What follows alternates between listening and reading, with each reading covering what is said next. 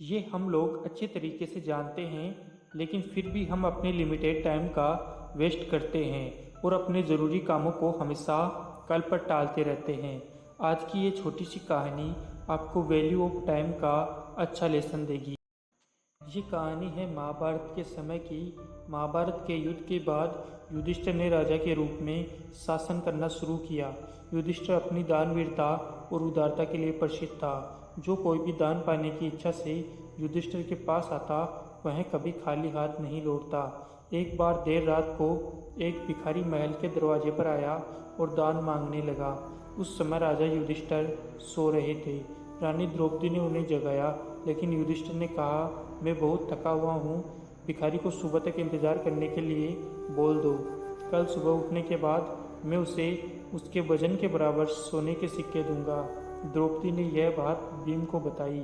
भीम ने जब यह बात सुनी तो वह तेजी से उस बड़ी घंटी के पास गया जो महल के छत पर थी, और वो घंटी सिर्फ तभी बजाई जाती थी तब राजा युधिष्ठिर कोई बड़ा युद्ध जीत कर आते थे। भीम बिना रुके उस घंटी को जोर जोर से बजाने लगा।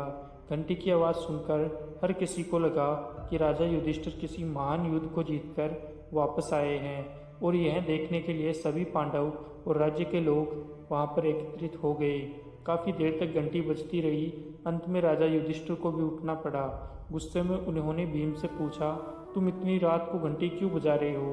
भीम ने विनम्रतापूर्वक उत्तर दिया, ऐसा इसलिए है क्योंकि आज आपने बहुत बड़ी जीत हासिल कर ली है। यह सुनकर राजा युधिष्ठिर चौंक गए और पूछा, ये तुम क्या कह रहे हो? भला इतनी रात को मैंने कौन सा युद्ध जीत लिया है?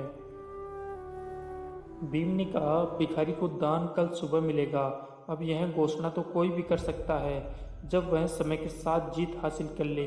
क्या आपको यकीन है कल सुबह तक आप दान देने के लिए जीवित रहेंगे, और या फिर यह भिखारी इसे प्राप्त करने के लिए जीवित रहेगा?